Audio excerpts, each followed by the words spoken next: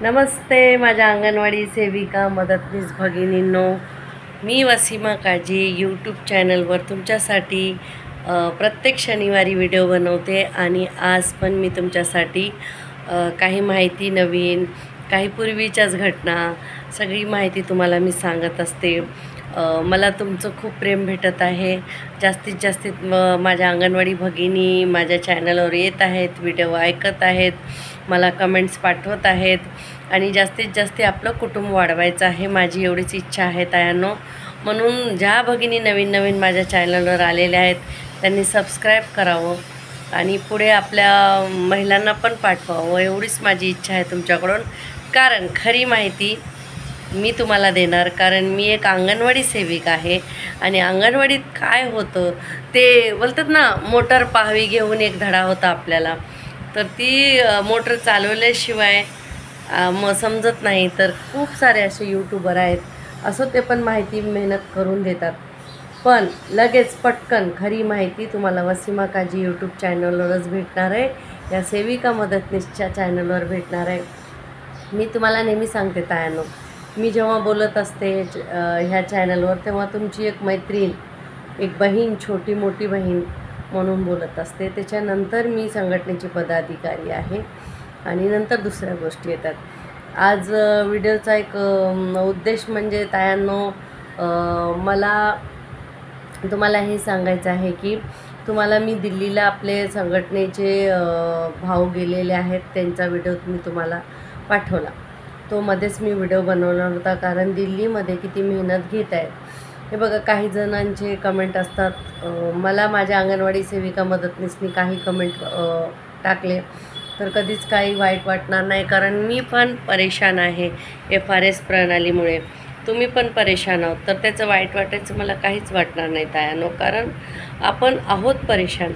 पण हे जर केंद्र शासनानेच योजना आपल्यावर लाभवली किंवा थोपली समजा, आणि केंद्र शासनच आपल्या मानधनवाढ करत नाही, तर आपण काय करायचं आणि कुठं जायचं?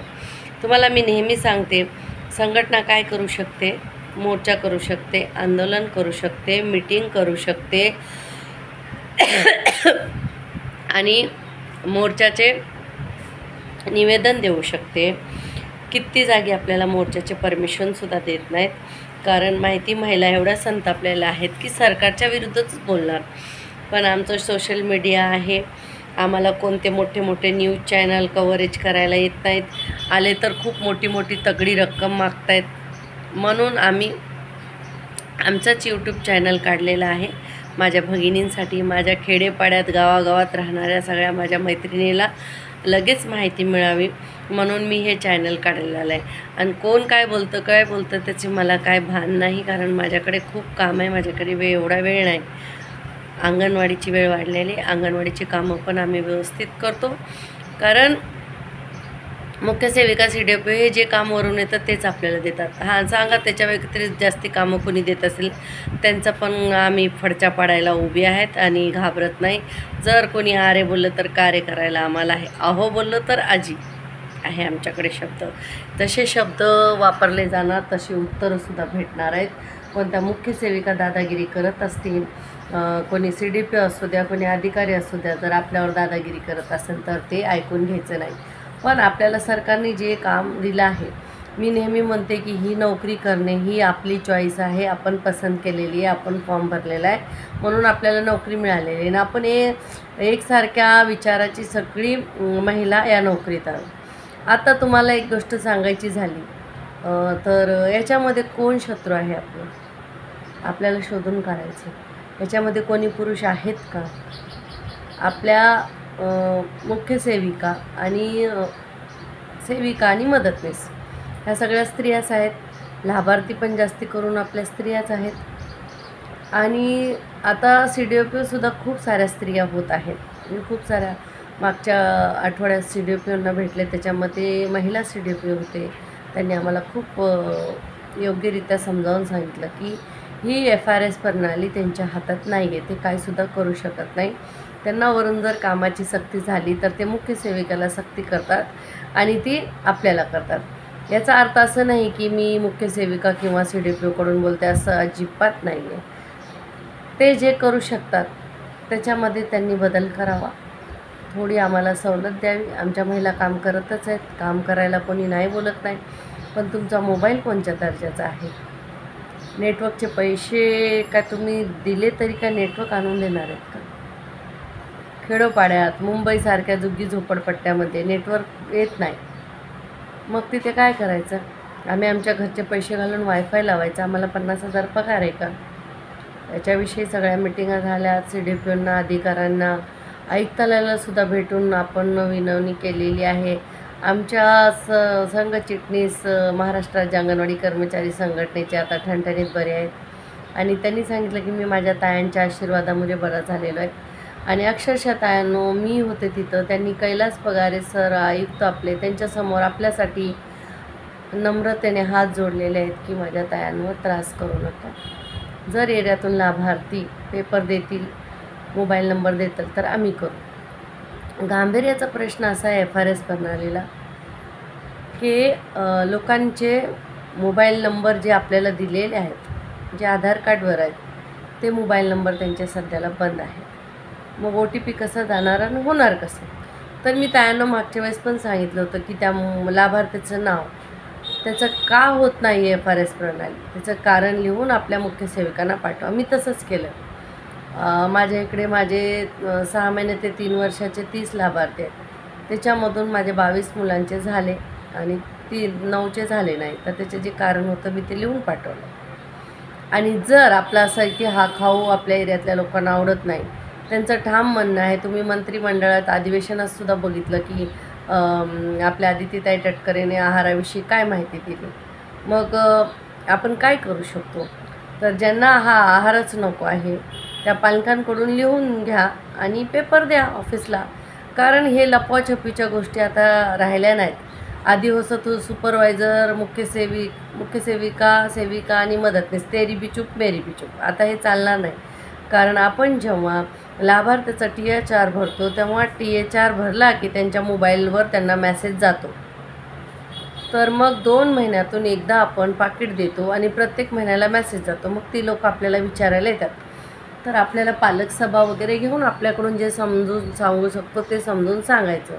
आणि कुठे जर आपल्याला लाभार्थ्यांनी जबरदस्ती केली, ॲग्रेसिव्ह आहेत, भांडण वगैरे झालं, काय केलं, तर तिथे सरळ आपण पोलिसाची मदत घ्यायची आहे. तायांनो, आपल्यावर जर कोणी दादागिरी करत असेल तर तिथल्या जवळच्या चौकीत आपण मदत घ्यायची. कारण 1-2 तायांना FRS प्रणालीमुळे एरियात भांडणं, हात उचलण्याचं सुद्धा कानावर आलेलं आहे. तसं माझ्याकडे त्याचा प्रूफ नाही आहे, पण आलेलं आहे. तर आपण काय घाबरायचं नाही. आपण कुणाच्या घरचे आपल्या घरच्या माहितीसाठी किंवा कुणाच्या आपल्या स्वार्थासाठी काही माहिती घेत नाही. आपण सरकारसाठीच करतो. तर लोकांना समजावून सांगायचं की हे सरकार करून ओढेला आलेलं आहे, तुम्हाला माहिती द्यायची का नाही, नाही द्यायची तर लिहून द्या आणि तसं मुख्य सेविकाला लिहून द्या. मुख्य सेविकांची वाहवावी व्हावी म्हणून आपण आपल्यावर प्रेशर करून त्यांची कामं करून द्यायची नाही. जे होतात ते करायचं. मी केली. मी सांगितलं तुम्हाला, जेवढ्या मुलांची केली तेवढी केली आणि ज्यांची नाही झाली त्यांचं असं कारण आहे. जे सत्य कारण आहे त्याला तुम्ही काय करणार? तर मुख्यमंत्री जरी आले तरी तो लाभार्थी बोलणार की माझ्या आधार कार्डवर हा नंबर आहे, माझं बंद आहे, मला नाही चालू करायचा, रिचार्ज करून द्या तुम्ही. अशी पालक सरळ बोलतात. मग का आपण रिचार्ज करून द्यायचा 13,000मध्ये? काय काय करायचं? कारण आपला रिचार्ज वेळेवर नाही आहे, आपले भाडे वेळेवर नाही आहे, तरी पण आपण घासून पिटून चालत आहोत. हे सरकार मोठ्या मोठ्या लोकांचं आहे. अडाणी अंबानीसारख्या लोकांना कसं अजून श्रीमंत करायचं आणि आपल्यासारख्या गरीब लोकांच्या तोंडावर लाडक्या बहिणी म्हणून 1500 रुपये फेकून लाडक्या दाजीकतून किती महागाई वसूल करत आहेत ते आपल्याला सगळ्याला माहिती आहे. असो, तो पॉलिटिक्सचा विषय वेगळा आहे, पण जे सत्य आहे ते बोलायला कुणाला घाबरायचं नाही. आणि आपल्याला ज्या समस्या आल्यात त्याच आपण मांडत आहोत. ह्याच्या आधी तुम्ही खाऊ काही दिला तरी आम्ही वाटले, तुम्ही काजू बदाम दिले ते आम्ही वाटणार. मी माझं तायांनो तुम्हाला प्रश्न आहे आणि तुम्हाला माझा सल्ला पण आहे. एरियातली लोक जर बोलली तर म्हणायचं, हे बघा बाबांनो रे, पालक सभेमध्ये बोलायचं की आम्हाला जर सरकारने काजू बदाम दिलं तर आम्ही काजू बदाम वाटू, आम्हाला सरकारने राशन दिलं राशन वाटू. जे सरकार देणार ते आम्ही वाटतो आणि नाही दिलं तरी आम्ही प्रेमाने गाणी गोष्टी करून तुमच्या मुलांना शिक्षण देतो, पूर्व प्राथमिक शिक्षण देतो. जास्ती करून आपल्याला पूर्व प्राथमिक शिक्षणावर भर द्यायचा आहे. कारण आज किती गरीबापेक्षा गरीब असलं तरी 20 रुपयाचा खाऊ द्यायची त्यांची ऐपत आहे आपल्या पालकांची.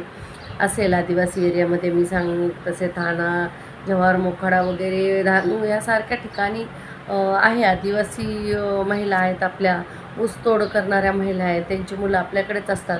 तर ती मुलं ती खाऊ खातात आणि आपण देतो त्यांना. जे सरकारकडून येतं ते त्याच्यामध्ये आपला काय रोल आहे? आपल्याला घाबरायची काय गरज आहे? कशाला उगाच घाबरता? ह्या FRS प्रणालीमुळे कुणाची नोकरी जाणार नाही. मेमो भेटतील, भेटू द्या. ते तर आपले लव्ह लेटर आपल्याला किती आलेले आहेत. असले मेमो आले आणि गेले, घाबरायचं नाही. 56 मेमो येऊ द्या. जर जास्ती डोकं फिरलं तर बालकांची शी सू पुसून टाकायचं. कारण शी सू पुसायला आणि टॉयलेट बाथरूम धुवायला वगैरे वॉशिंग पावडर वगैरे वेळेवर येत नाही, तर मेमो येतात, त्यांनी पुसून टाका ना, काय फरक पडतो. आता मुंबई आझाद मैदानात मदतनीससाठी मोर्चा लावला, त्याचं त्यांनी पुढे काहीच सांगितलं नाही. मग का त्यांच्यासमोर डोकं फोडायचं आहे सरकारसमोर? मदतनीस ताई पण महत्त्वाचीच आहे ना, ती पण काम करते ना. मग तिला यांनी लाडक्या बहिणीचा मोबदला का दिला नाही? म्हणून तायांनो, आता जर मुख्य सेविका आपल्याला काम सांगत असतील तर त्यांच्याकडून सरळ लिहून घ्यायचं, हे तुम्ही काम देतात त्याचा मोबदला आम्हाला कुणी देणार. घाबरायचं नाही, त्यांना सांगायचं. त्यांना वरून माहिती आली आणि त्यांनी व्हॉट्सअपवर टाकली की आपण एरियात जाऊन धाव घेऊन पटपट ती कामं करून घ्यायची नाहीत. लेखी घ्या मुख्य सेविकेकडून, ताई आज मी तुम्हाला हे कामं करून देत आहोत आणि तुम्ही याचा मोबदला आम्हाला देणार का? नाही देणार तर सरळ त्या कामाला हात लावू नका. संघटनेकडे धाव घ्या, संघटना पत्रक काढेन, ऑफिसला देईन, सुटला तुमचा जीव. आपल्या स्वतःचं नुकसान करून घेऊ नका, स्वतःच्या जीवाला मारू नका. हे बघा, आपण स्वतःला चांगलं ठेवलं तर आपल्या सगळ्या जगात आपण काम करू शकतो. काल आम्ही कोर्टात गेलेलो. मुंबई बांद्रा कोर्टमध्ये जी आपली तारीख आहे, शासकीय आपली केस आहे, शासकीय दर्जा अंगणवाडी भगिनींना मिळावा. तर त्याच्यामध्ये अटी असतात की तुमच्या भगिनी किती सभासद आहेत. तर ज्या संघटनेच्या सभासद झाल्या नसतील त्यांनी सभासद होऊन घ्या, कारण पुढे आपल्याला प्रश्न येणार. मी काय वर्गणीसाठी पैशासाठी तुम्हाला सभासद व्हा बोलत नाही, पण संघटना जर काम करत असेल आणि ठरलेली वर्गणी त्यांनी मागितली आणि आपण दिली ना, आपल्याला पावती भेटली, तर आपल्याला काय वाईट आहे?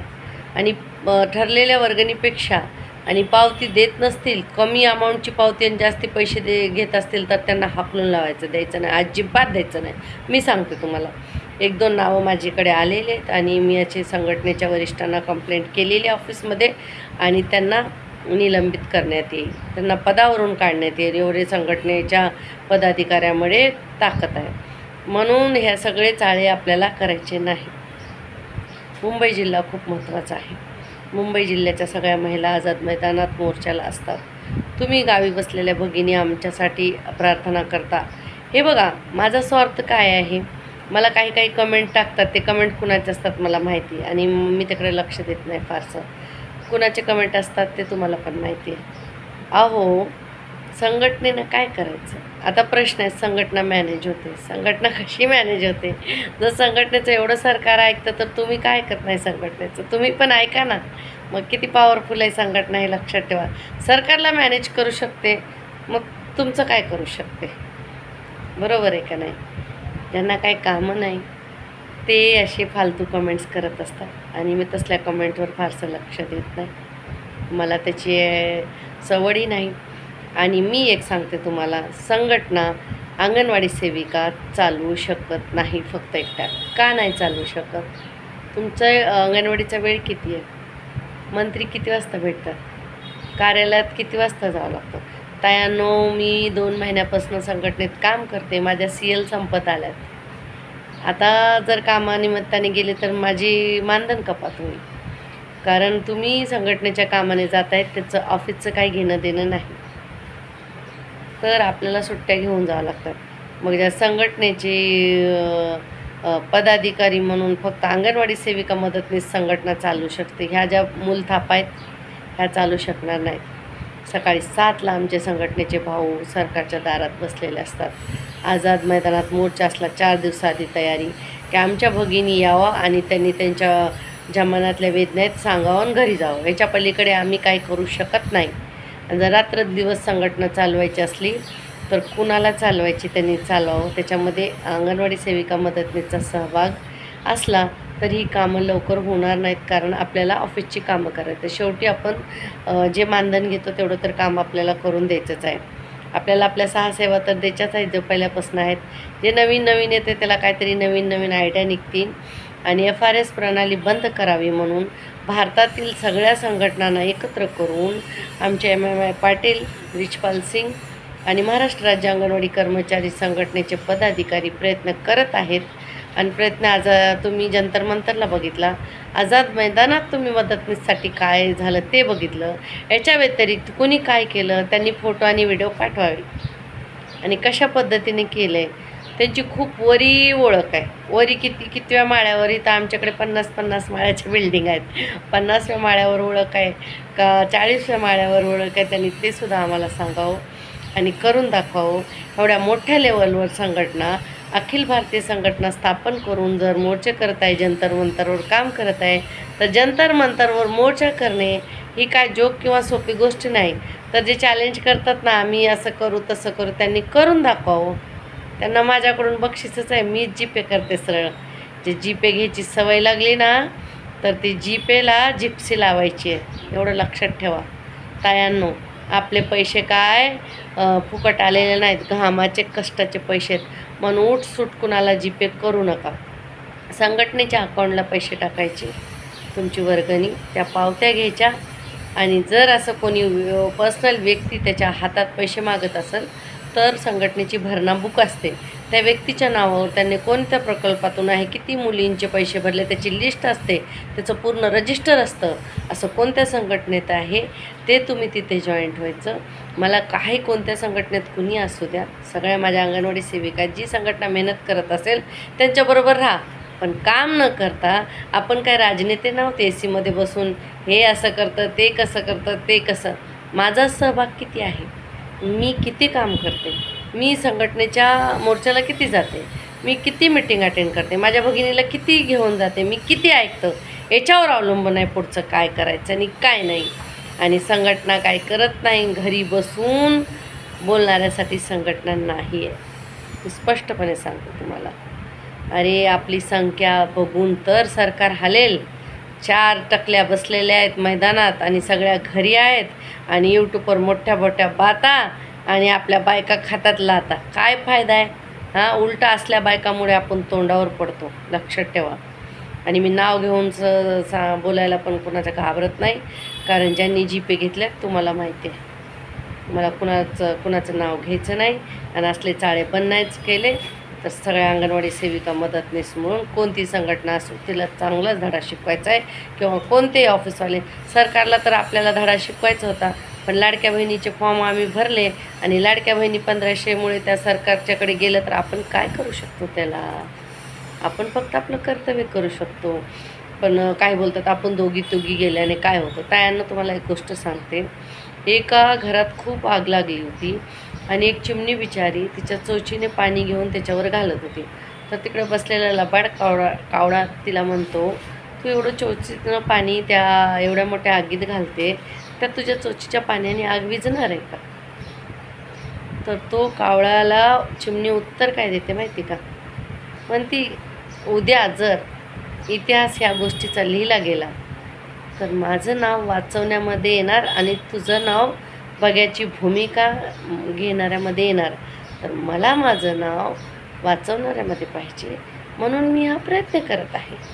ते आग विझणार का नाही विझणार ती वेगळी गोष्ट आहे, पण माझं नाव वाचवणाऱ्यामध्ये तरी येणार आहे का नाही? बरोबर आहे नाही का? काय सत्य आहे का नाही? आणि संघटना प्रयत्न करत आहे. आणि मला तुम्हाला सांगायचं आहे की वेगवेगळे पैसे कमवण्याचे मार्ग तयार करा, काही ना काही करा.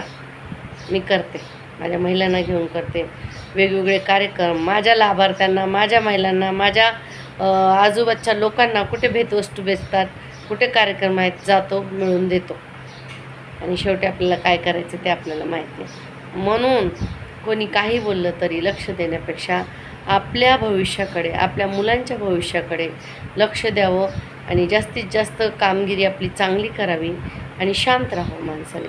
तड तड तड तड तड बोलून मग त्याचा काय फायदा होतो का? नाही. दुसरी गोष्ट सांगायची झाली, हे झालं. आता दुसरी गोष्ट तुम्हाला सांगायची झाली तर तायांनो, आपल्याला सरसकट भत्ता आपण मागितलेला आहे, त्याचा 1 रुपया सरकारकडून आलेला नाही. 1 वर्ष झालेले आपल्या रिचार्जचे पैसे आलेले नाही. आपल्याला रजिस्टर करा बोलतात, त्या रजिस्टरासाठी आपल्याला पैसे आलेले नाहीत. जो 2,000 आपल्याला वर्षाला येतात ते आपले रिपोर्टचे झेरॉक्स, रिपोर्ट जायला येण्या जाण्याचा खर्च, 2,000मधून आपलं वर्ष पूर्ण घालवायचा पण.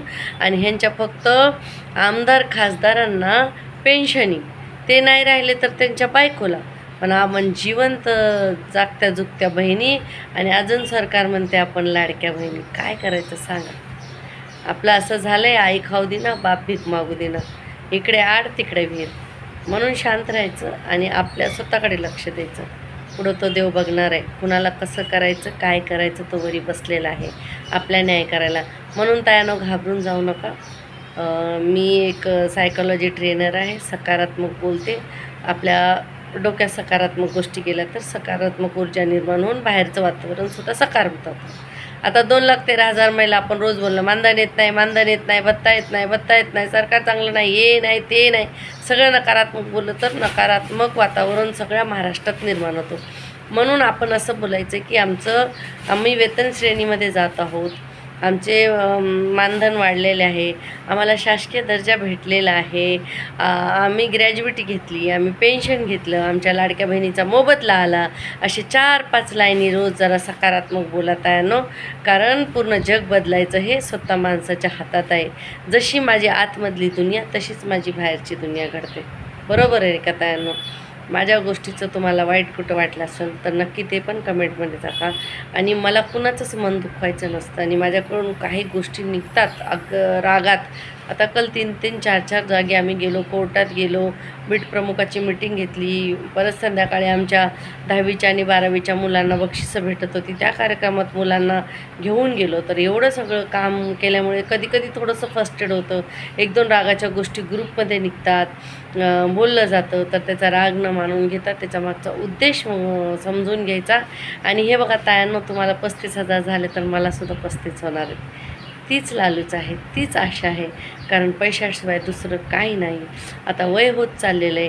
किती माझ्या भगिनी हाताने रिकामे गेलेल्या आहेत. तर एकच मागणी ठेवायला माझ्या तायांनी सांगितलेले आहे की चतुश्रेणी करा, शासकीय दर्जा द्या.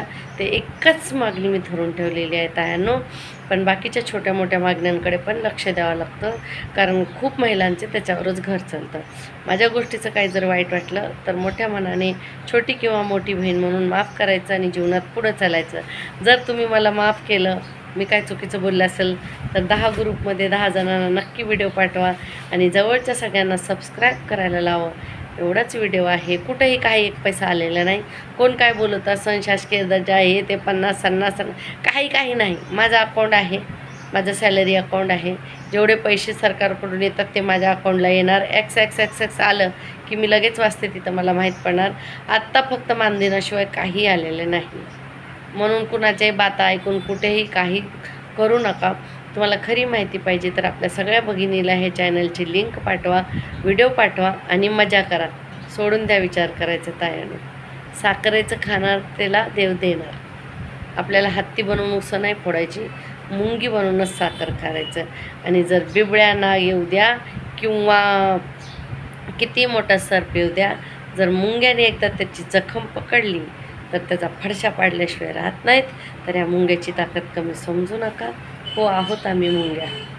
आम्ही चांगलं काम करतो, गोडवा निर्माण करतो. गाण्यासारखं चावत नाही बसत आम्ही. म्हणून आणि जर का कोणी बोललं जास्त अंगणवाडी सेविका मदतनीसविषयी वाईट, तर त्यांचा नाद नाही करायचा. आणि वसीमताई खंबीर तुमच्याबरोबर उभं राहिलेले. कोण काय बोलते मला कमेंटमध्ये नक्की कळवा, नाहीतर पर्सनल व्हॉट्सअपवर टाका. आणि जेवढ्या तक्रारी माझ्याकडे त्यात नक्कीच वरी पोहोचतात आणि त्याच्यावर मी स्वतः ॲक्शन घेते आणि मी स्वतः करून घेणार आहे. तुमच्या सगळ्या मागण्या पूर्ण करून घ्यायची माझे प्रयत्न सुरू आहे. संघटना काय करू शकते? मोर्चे, आंदोलन, निवेदन, घोषणाबाजी आणि सरकारचं मन वळायचा प्रयत्न करते. सरकारचं मन वळवणं हे सरकारच्या स्वतःच्या हातात आहे, पण त्यांचं मन वळत नाही, फक्त मानी वळतात इकडं तिकडं तिकडं तिकडं. अहो इलेक्शन आहे तर आता BMCचं खूप इम्पॉर्टंट इलेक्शन आहे, येते ना घरी आपले भाऊ बंधू, त्यांना विचार बाबा रे अंगणवाडीसाठी तुझ्याकडे काय योजना आहेत, काय मॅनिफेस्टो आहे तुझा, 5 वर्षांनी का आलास आमच्याकडे, का आपलीच भगिनी असेल का आली, तिला विचारायचं आणि पुढे सरकायचं आणि सरळ तिचं आपल्यासाठी तिच्याकडे काय नसेल तर हाकलून लावायचं. आपलं कोण काय करणार आहे, आपली संख्या खूप मोठी आहे. अरे फक्त घरच्याच नवरा बायकोनी मतं दिली तरी 10 लाख मतं आमची महाराष्ट्रात आहेत. मग काय आमची 50 लोक ऐकणार नाहीत का? मग काय आम्ही जीवनात केलं 20 वर्ष 25 वर्षाने? तर त्यानं लक्षात ठेवा, आडवं आलं तर कापून काढायचं, हे माझं ब्रीद वाक्य लक्षात ठेवा. पण कोणी प्रेमाने आलं तर प्रेमाने बोलायचं. मनात खोड आणि तोंडात गोड अशी पण लोक आहेत.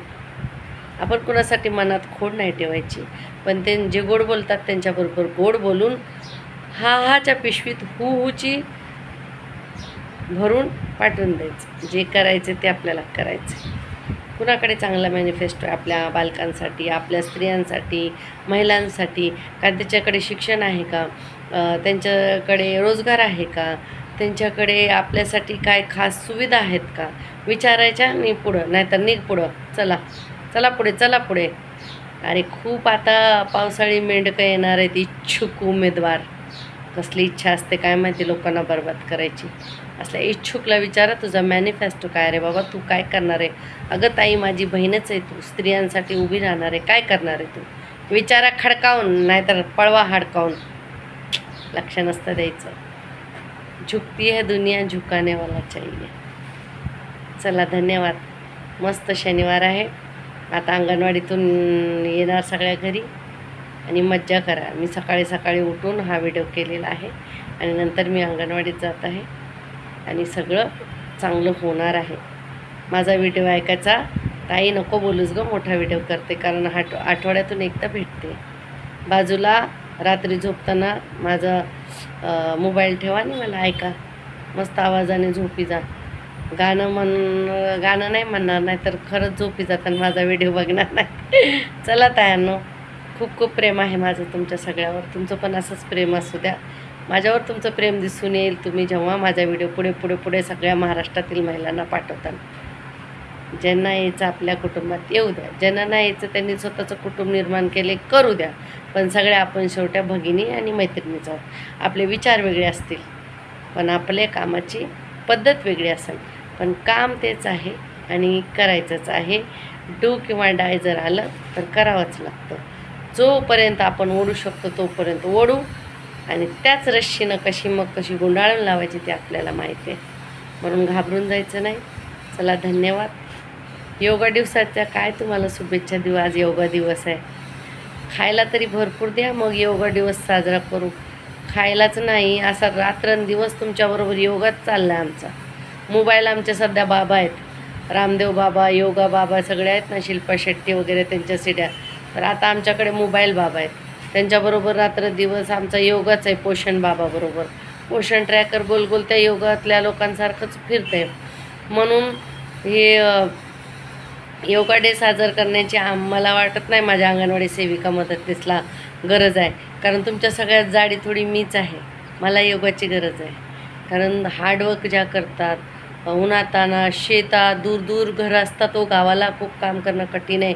मी सगळा सर्वे केलेला आहे, सगळं बघितलं. आम्हाला मुंबईला ना एक बाई भेटली ना 50 बायका एकाच गल्लीत भेटतात.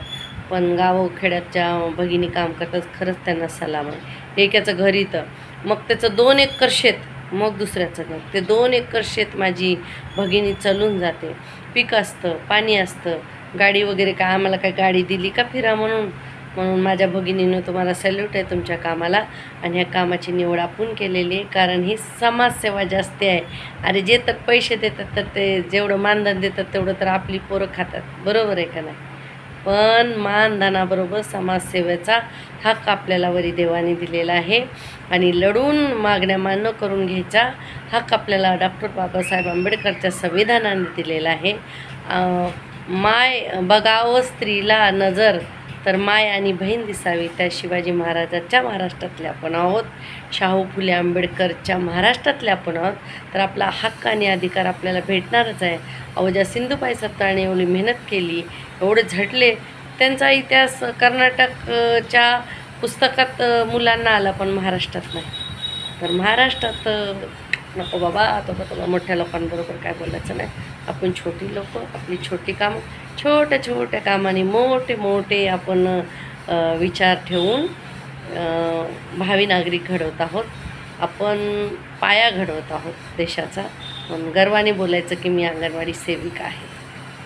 चला तायांनो, बाय बाय. सगळ्यांना प्रेम. शांत राहा, खुशाल राहा, सगळं चांगलं होईल.